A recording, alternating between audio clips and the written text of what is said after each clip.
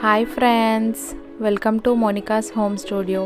ఈరోజు మనం ఎండు రొయ్యలు మరియు టమాటా కాంబినేషన్తో కర్రీ ఎలా తయారు చేయాలో చూద్దాం. So let's start the video.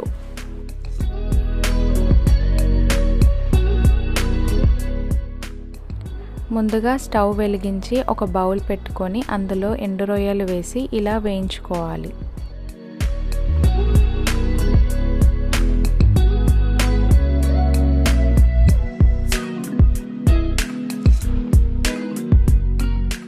వేయించుకున్న ఎండు రొయ్యల్ని వేడి నీళ్ళల్లో వేసి కాసేపటి తర్వాత ఇలా ఒక ప్లేట్లోకి తీసుకోవాలి. ఇలా చేయడం వలన వాటికి ఉండే సన్నటి ఇసుక మరియు మురికిపోయి నీట్గా అవుతాయి.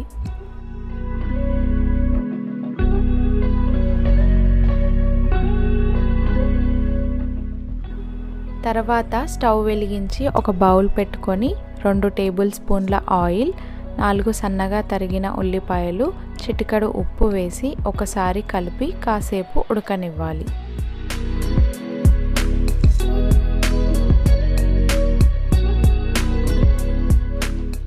ఉల్లిపాయలు ఉడికిన తర్వాత 1 టీ స్పూన్ అల్లం వెల్లుల్లి పేస్ట్, 1/2 టీ స్పూన్ పసుపు, 1 టీ స్పూన్ కారం, 1/2 టీ స్పూన్ ధనియాల పొడి, రుచికి సరిపడా ఉప్పు వేసి ఒకసారి కలిపి 3 సన్నగా తరిగిన టమాటాలు వేసి ఆయిల్ ఫ్లోట్ అయ్యే వరకు ఉడికించుకోవాలి.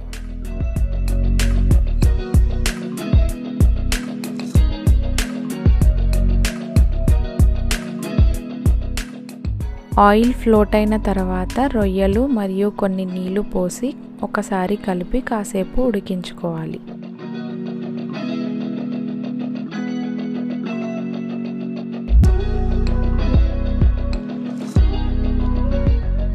చివరగా 1/2 టీ స్పూన్ గరం మసాలా మరియు కొత్తిమీర వేసి ఒకసారి కలిపి స్టవ్ ఆఫ్ చేసుకోవాలి.